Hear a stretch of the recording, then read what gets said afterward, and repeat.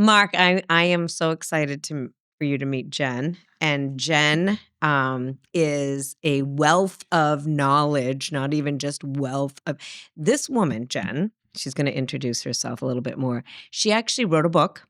Cool. Guess what the name of it is?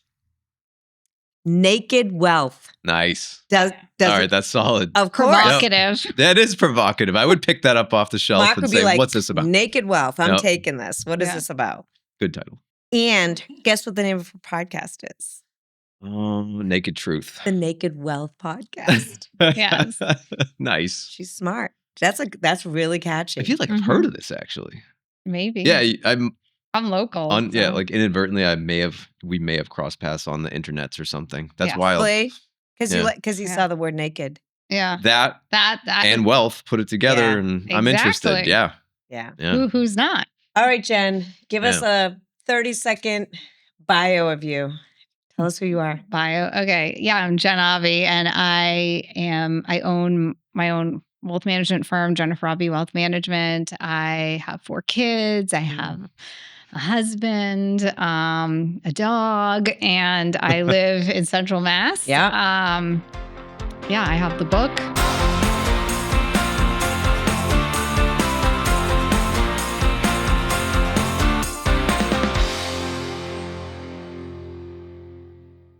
How long have you been doing this in your own business? How long have you been? I've been in the industry for about 14 years. Okay. Wow. Yes. So prior to this, I was in special education.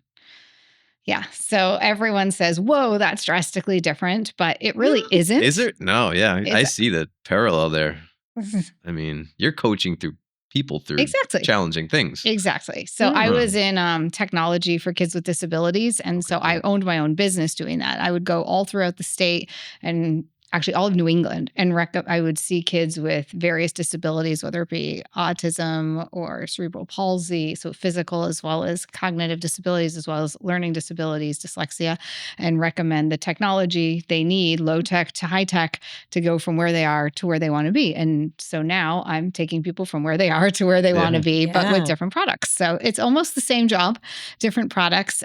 Switched about 14 years ago when I had 4 kids under the age of 7, and I was not able to grow that business in the way I wanted because I was in charge of, I was the everything. It was just me part-time doing billing, doing evaluations, product research, everything. And I didn't have the time to hire OTPT, speech, a lending library, et cetera, at the time, insurance billing. So I ended up just saying, okay, well, my father was a financial advisor.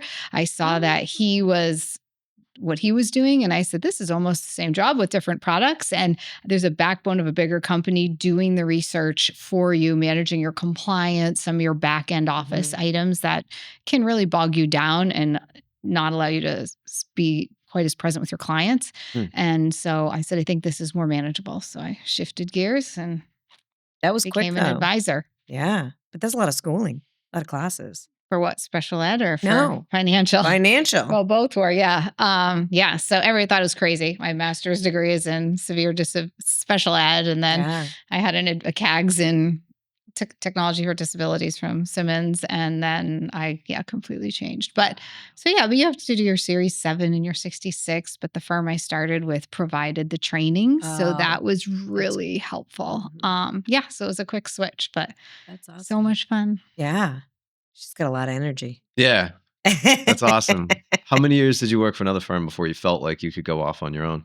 So I still clear through a larger firm now. Pretty much most do. You could start it's kind of like real estate, right? Yeah. You can work with a firm or you can just start your own broker. So I clear through a broker dealer. And, but prior to that, I was with more of a captive firm where I worked for them. And I was there for I still built my own book of business. Like I knocked on doors, for a couple of 2 different years in order to build my business from the beginning. But I was there for about 10 years, and I changed about 4 years ago. Cool. What's the most exciting thing about being like in your own brand, in your own stuff like this? The ability to market the way I want to. Like that's what really I found really exciting. Though, I mean, I'm fairly conservative. I always say I invest like vanilla ice cream. I'm not doing Rocky Road. I don't, investments are a means to an end. And I'm far more interested in conversations about the end. And then we have the means to get there, which we do take very seriously. And we do our due diligence. But I think the most exciting part about going on my own was the freedom that it allowed. I was listening to some of your quick little videos that you had, just doing a little background on her. And one of the things that I liked, the term that you used in a marriage situation, was financial intimacy. Yes. And I thought that was pretty powerful because when you think of talking to a financial advisor, it's kind of boring, right? Unless you're into it. That's my initial thought. Right? Yeah. I picture a dry, stuffy office with a dry, stuffy dude. And you're going to tell me to save my money and not spend it and blah, blah, blah. And what's a 401 and all this crap, right? And what's a set plan? I don't even know, right? Then they try to sell you some mysterious product that Or an makes insurance. 0 sense to a normal human. Yeah, of course. Whole life insurance. An annuity.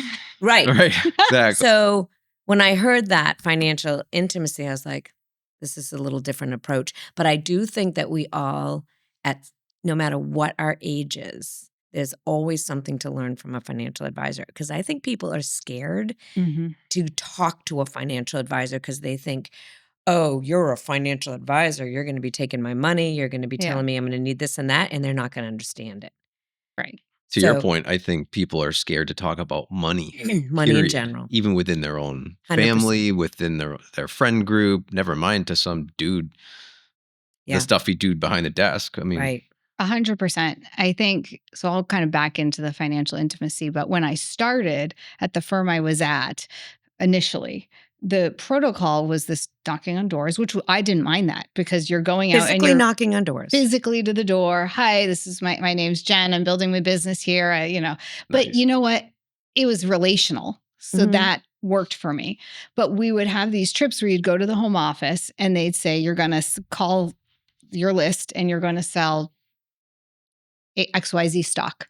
So you'd pick up the phone and you'd say, hi, remember me? I knocked on your door. It was so great. I'm glad we had a conversation. How's your dog named Snuffy doing? Whatever. Like you bring something up and then you'd say, so I have this great investment. It's XYZ stock. It's paid dividends for the last, 45 years and increased every year. And if you have the money, you should buy some today.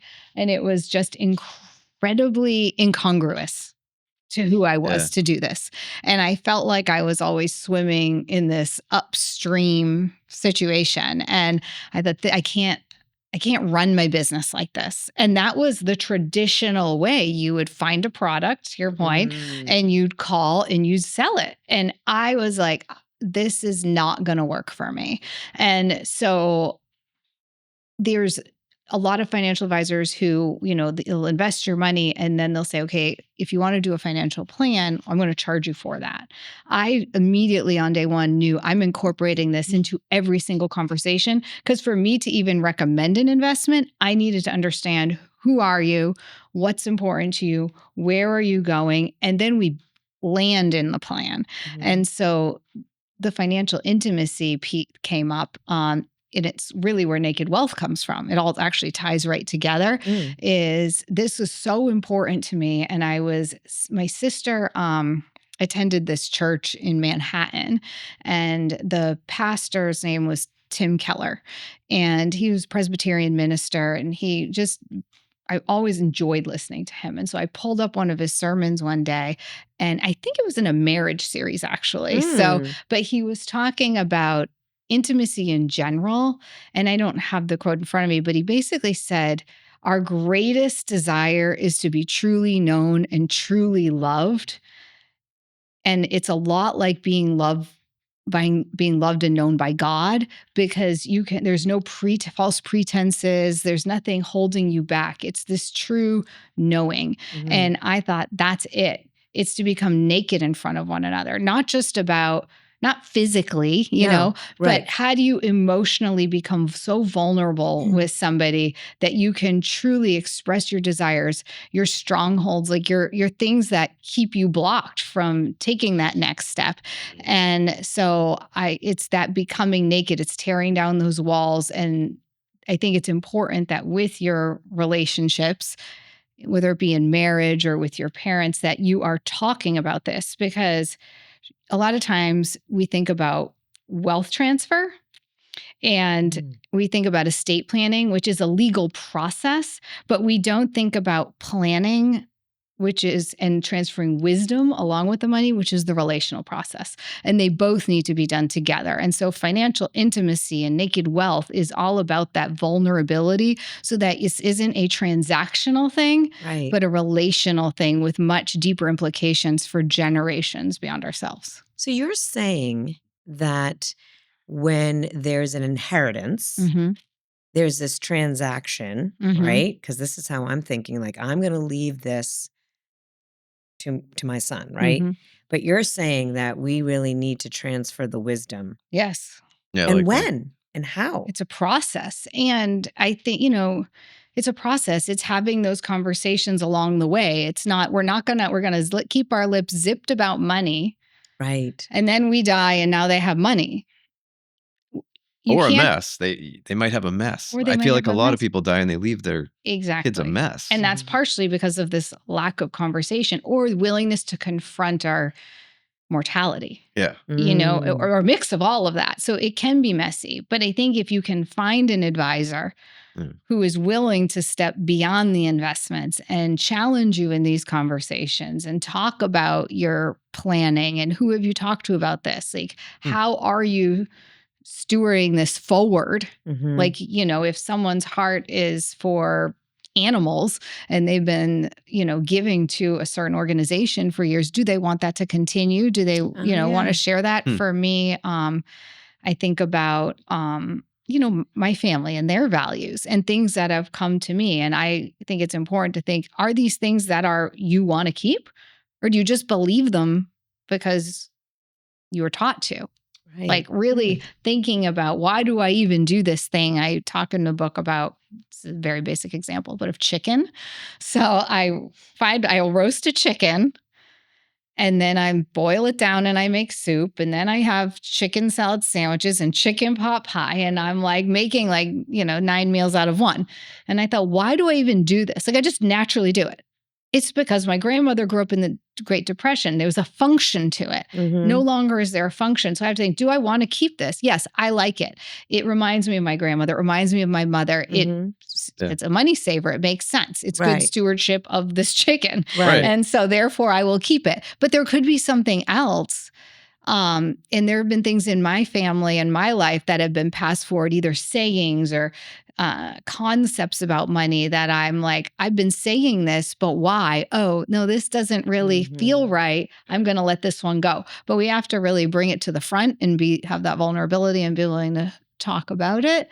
So I think that's a big piece. And then, do you want to give your money? You can't take it with you while you're living, or only when it's gone. You don't see a U-Haul behind a hearse. Right. But I think about that too. It's like I have friends that say, Lana, spend your money now. Like you work hard, spend your money. What are you worried about saving it? Well, it's not, I'm worried about saving it. I'm not worried. I'm busy working. I'm not thinking, oh, I should go spend some money today. I don't think like that because I'm working right now. So I think one of the things is, we're taught or thought of is that you need to have a retirement. You need to have something to pass on. Really? Do we? Right. I mean, because I think, say I want to retire tomorrow. So why can't I just use the money that I've been saving? Why does it have to be a retirement so that it passes on? Why? It doesn't. Right. So maybe, is that what you're kind of saying? Is like we need to challenge the assumptions. Yes. I think even retirement. Do we have to? No. I mean, my worldview is not everybody's worldview. My worldview for my own life is humans were created for work. And so even if you do want to retire in a pretty conventional way, what are you going to? Yeah. You can't just retire from something. You have to go to something. Are you looking to volunteer? Are you looking to spend more time with your grandkids? Are you looking to vacation more? What is it? Because if you're not living, you're dying. And so I think it's important that you go towards something. Now, whether that, and I have more and more clients who are not, they're not just cold turkey, just done, I'm sitting on the couch, but they might slow down. They might shift gears. They might pick up a part-time job driving a school bus, and they've been wanting to do that. It's fun. They enjoy it. It's, the hours are right for them. Or they're going to, they say, hey, I want to stop working because I have 3 grandkids now and I want to spend my time with them. And okay, great. So I think the planning isn't necessarily for this obscure retirement, but for this day, for whatever it is you want it to be. The day you want to shift gears out of being it's a for worker a gear bee. shift, yes, Yeah. as opposed to What a do you retirement. think about retirement, Mark? I think about a lot of things you just said, actually, because to me, it's a lifestyle change. Yes. Like, I think of it as I do want to save a significant amount and have that invested so I don't need to work as much. I look at it as financial freedom kind of buying me a certain lifestyle. And I don't have a clear picture exactly what that is yet, because I like what I'm doing. I don't need that right now. But I definitely don't really see myself at a point in my life where I'm like just not doing anything. I always want to do something productive. I always want to do something that contributes to society, because that give and take feels good. I don't want that not to be part of my life. But at some point, I sure as shit won't be like crawling through attics. Like that won't feel good either. But do you feel, listening to what she said, do you feel that you need to save for retirement for another purpose other than to that point where you're like, you know what, I want to cut back, or I just don't want to do that. And you have this safety of you living still, not retirement where it's like the legacy. The generational piece. Yeah, the generational piece. Yeah, I don't think think I need that part. I want to teach my kids how to do that for themselves. Yeah. I think that's the important. Where's that piece? Where did that fall apart? Like, because I honestly try to think back, like, who taught me to save? I just knew how to save because I had to pay for college. So I wasn't going to college unless I supported myself. So you weren't coached in this. Right. So where did I learn to save? I don't know. And where did I come up with helping my son do that? And well, he probably watched you, right? Well, remember we used to have piggy banks? Yes. We used to have piggy banks. Yes. Those were great. Yes. People come over, they dump their change in. Yes. By the time you dump that big, huge piggy bank that the kid got when he was born, I dumped all that money into a mutual fund for him. That mutual fund, I thought, was a college. You know what he did with that mutual fund? He had a down payment for a house. Nice. Yes. But I didn't know that. Right. I just said, I guess I take this money and put it in a mutual fund because my kid's going to go to college. Didn't? No, he went into the trade. Yeah. Successful in his trade, and he did stuff. So, but where is that disconnect? Where do you see it happening, the disconnect? Is it parents not saying it? Is it grandparents now not saying it? Because I got to think of this too. My parents are retired. My parents have money, and they continue to tell us, well, you guys are going to have all this. Well, I don't need it, right? Yeah. We're at this stage in our life where, I've got a job and I've got stuff. What am I supposed to do with that? Right. Yeah. So it's almost a burden because now it comes to you and you're like, that's the point. Transferring wealth without transferring the wisdom equals pressure. It is pressure. Yes. Yeah. Interesting. And then you see the division of their family. Yeah. Oftentimes because people get so upset. Like, the siblings, I see that a lot with the siblings when we sell a property and then we need to divide it certainly. And it's crazy. So you also see individuals trying to control their wealth from the grave. So where estate planning is important. I mean, I tell everyone in my office to get one, but to put all kinds of provisions on it, and only can you do that to a certain extent, right? You can't truly control wealth from the grave. So that's where that wisdom comes in. If you are leaving money, how can you be so confident that the individual receiving it has the wisdom and the discernment to, move it to where it needs to go. Right. I mean, and my view of money again is different than many. I view it as I'm a conduit in the process that it's supposed to go somewhere else. It might be to take my kids on vacation. It might be to pay for their college. It might be to save for my day when I retire or slow down. It might be to the, whatever. Yeah. Nonprofit of my church, Right. etc. There's an organization. I have a friend who runs a human trafficking organization. I've been thinking about okay, when this certain income stream gets more, is this the place? Really thinking about it. And then how do I then prepare my kids so that, they not just take my values, but they interpret it through their own lens. And, if they do receive anything, or do I make the decision to do it ahead? So a lot of times you might have a certain amount of money that you have, but you can give while you're living too, and you can help your kids out, and you can reduce the size of your estate that way. But I think the important thing is having the conversation. So where these, fixed ideas of retire and leave a big boatload of money, and most people also are not really that aware of the tax consequences of the inheritance. Not. So a lot of people are walking around with millions of dollars in pre-tax 401ks, and then it gets transferred to someone who's 60, when they pass. And now a 60-year-old who's in their highest earning years inherits an asset that has to be withdrawn in 10 years and is fully taxable as income.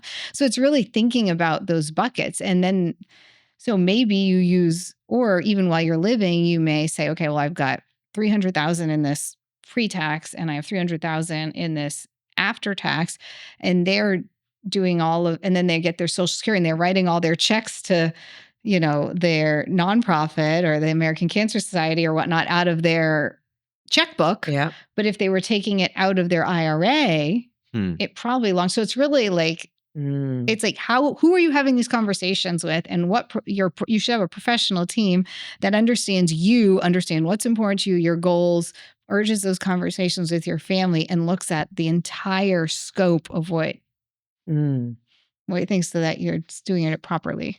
Is there a framework that you guys use to coach a family, especially one that has let's say you got an older set of parents that are going to transfer wealth, and they've got 3 kids. One of them's a nightmare with money, always has been, as far as they can tell, always will be. There's 2 kids that are responsible with money, right? And they got to figure this out. Do you have a framework to help a family actually do that? So I don't have a specific framework other than the conversation and the collaboration with the estate attorney. So that's one instance when maybe you do want to provide for that child who either has a disability or is a spendthrift or has an addiction, something you want to provide, but to an extent. And you don't want it. A lot of times I see we're just going to give it to the responsible kid to siphon out. Well, that's a taxable issue. You can't just do that. So, with that, I would often try to have a collaborative meeting or communication with the estate attorney alongside the family to have these conversations, to set up a vehicle that would then provide for that adult child who may not be able to manage the money, and then, you set someone up as a trustee to, help them with that. So there are ways you can do it, but I think, again, it's just so individualized. I think what made me think of it is the wisdom component. It's a valuable message that you have, transferring wisdom. I guess the question is how do you do it? How do you actually do that? Yeah, I think it's just keeping those conversations. And unfortunately, we're not thinking about it early enough. I mean, guilty myself, right? I'm not looking at my 3-year-old thinking about this conversation. Now I would. Yeah. Now I would. My grandkids are going to have, but my kids now, I mean, I've in the last few years really shifted things with them in terms of talking about money. My daughter has her own photography business right now. And so, we've been talking a lot about, the keeping track and, these types of things, and having her, she has a long-term goal here and you really divide. So it's just a slope. It's a process. I mean, it's probably a whole nother book, to be honest, but it might be. Yeah. So it's certainly a process. I mean, I do a lot with, my church in terms of I'm running a group right now that is it's about money and It's covers a lot of these principles. And so informally, I'm kind of addressing it as well as I'm working on a companion guide to the book, but it's going to be again more from a biblical perspective of how to manage God's money is the angle it goes from. So it's it's more niche down in that zone, which I don't go through with everybody because not all my clients have the same worldview. So we take it When do you think that people should reach out to an estate planner? As soon as they're 18. 18. Oh, wow. So I went to an estate planner Mm-hmm. and there was nothing the estate planner did. So there's nothing you need to do. You have a will, you have financial assistance. That's probably true. Really? I think a lot of people over estate plan too. You think to your point in the beginning, no one's really talking about this stuff and you're even less likely to talk about it with a stranger. So what happens a lot is you belly up at Blueprint, and you order a beer and you're talking to the guy next to you. He's like, hey, I just bought ABC stock. It's awesome. And your financial advisor may have recommended something, but you're more likely to take this random speculative thing because you just trust the person more. Right. And same when they say, I just did a trust with my attorney. It's going to do all these great things. So you're going to go to an attorney and you're like, hey, I need this kind of a trust. And you have an attorney who's not fully not asking you the right questions, they're happy to take your $5,000 to write you a trust. So now you have a trust that you don't need. Right. So I think we need to be careful in general. Like, what do you have? Why do you have it? You need to really understand that and make sure it is the right vehicle. So if I'm, say all my kids are grown and I have a will, I have a healthcare proxy, I have a power of attorney, and I have a bunch of accounts that all have beneficiaries. It's not a great deal more I need. If I walked in that estate attorney's office as me now, and I say, I have minor children and I have 2 19-year-olds, and I don't want them to inherit this money directly. Right. Yep. Now we're talking a trust, right? Because I need a vehicle to get it to them without dumping it on them. Right. And so it kind of depends if you were if someone was, if I'm working with a client who's recently diagnosed with a Parkinson's or something that we probably walking into the space in the near future of let's have some conversations with the estate attorney and see if there's anything you can do to protect your assets from long-term care. But if you're healthy and well and you have beneficiaries and everything's titled correctly, you may not. It's hard. It's really individual. I think you have to, again, it's that team of people who you actually trust, you can actually talk to in a way that's uninhibited. Like you're very comfortable saying, where are your worries? Where do you feel like you're not managing things well? Where are you managing them well? What are your concerns? What keeps you up at night? And really have those conversations. Keeps me up at night. Yeah. That's a long rabbit hole. That's a long. What? So I'm going to do a little timeline. I'm 18. What is an important avenue to look at to save money? Like, what is something? Oh.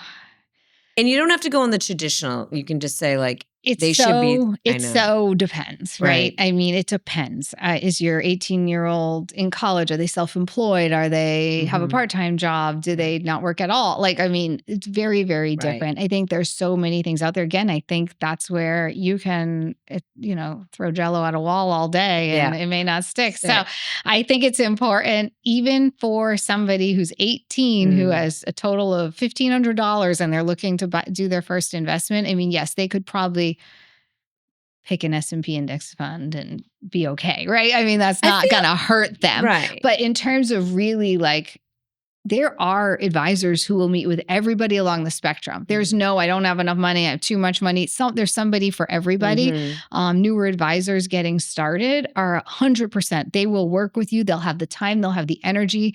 They are actually great. I mean, I remember those door knocks. I mean, one of my first clients was just getting married.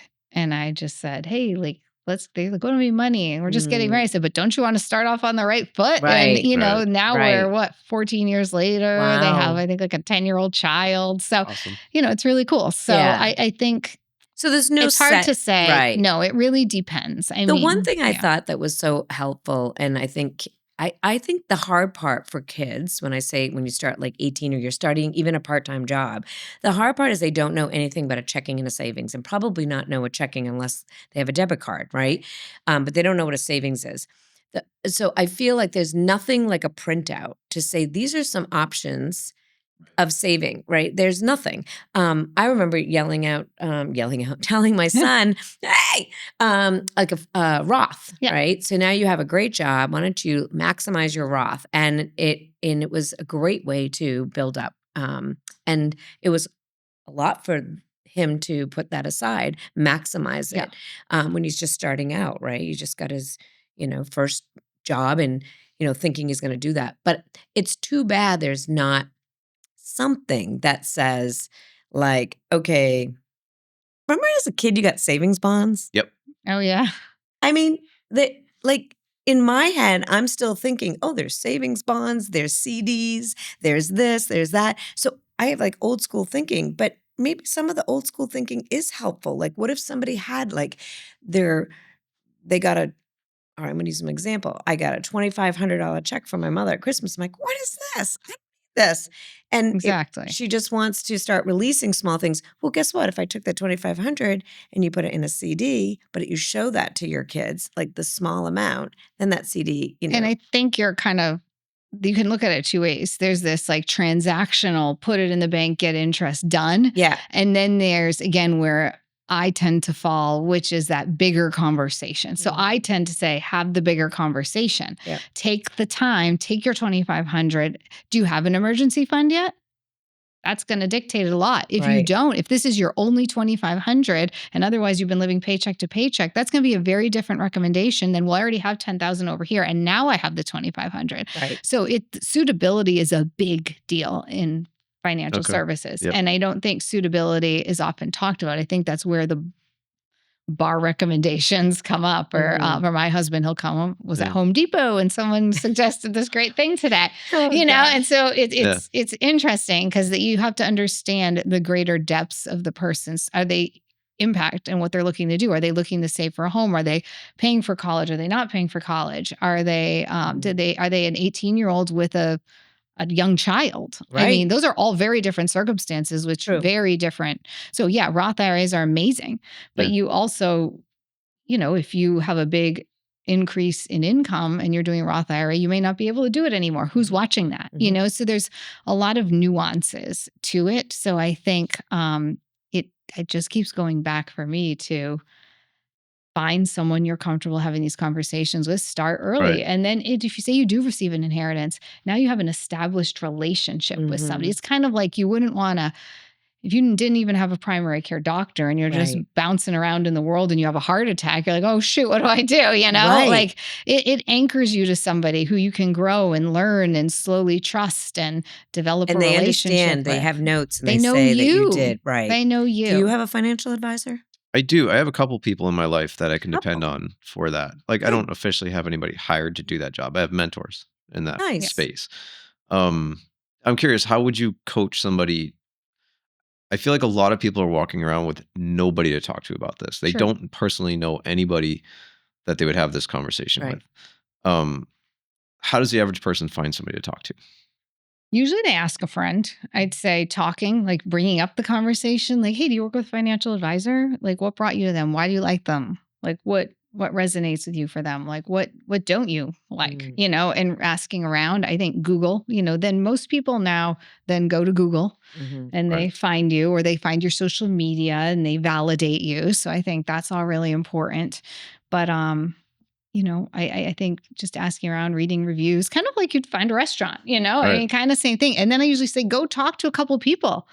Don't just pick the first one. Like, who are you a good fit with? Because these are deep conversations you should be having. If you walk in and it's simply like, I've got the best, I'm gonna I've had a couple of people come in, they say, hey, can you do better than the guy down the street on returns? I was like, I'm not going to sell you on my returns. Like, I will get you good returns. I'm going to get you to your goal. Yeah. And we're going to achieve that. But I am not going to set myself up for a horse race on returns, because I might recommend a more conservative portfolio, which might not do as well because it's more appropriate for you. Right. So I think, selling on returns, in my opinion, is not congruous with who I am. And I don't think works well with people. But as much as there's a lot of robo-advisor now, there's E-Trade, and those things are all really great too.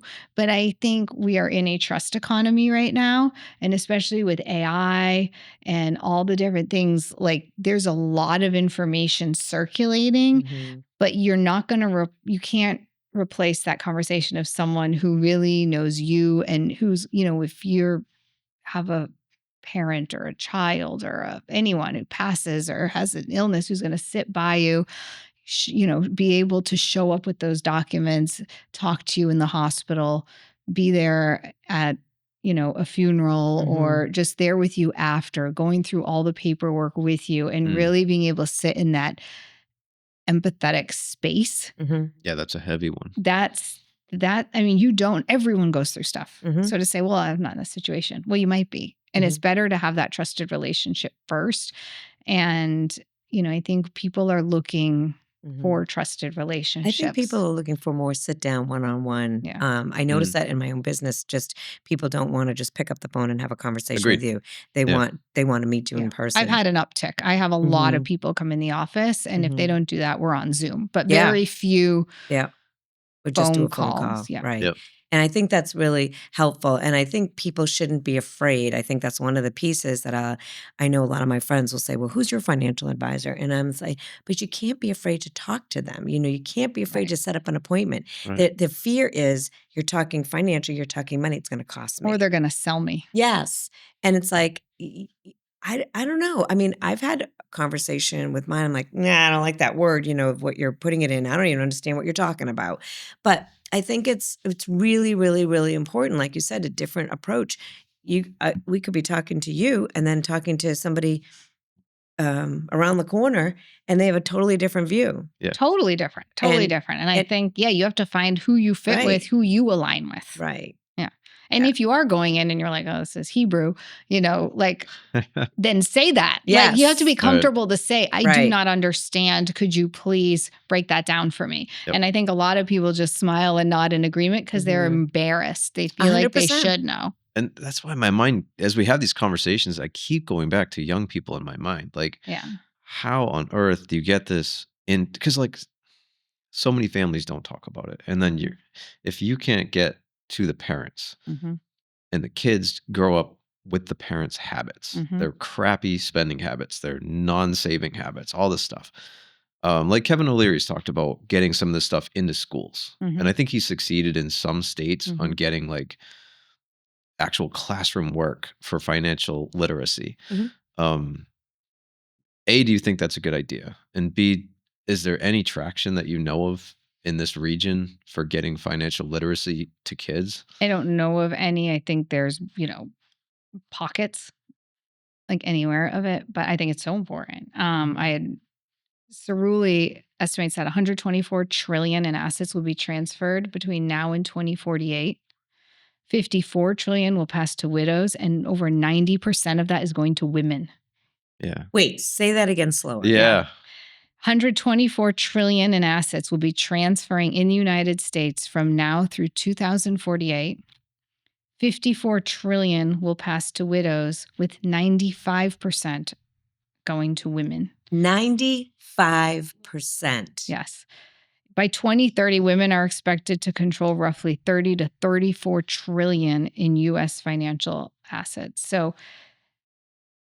no longer in 2030, in 4 years. So you can't say, my husband deals with it.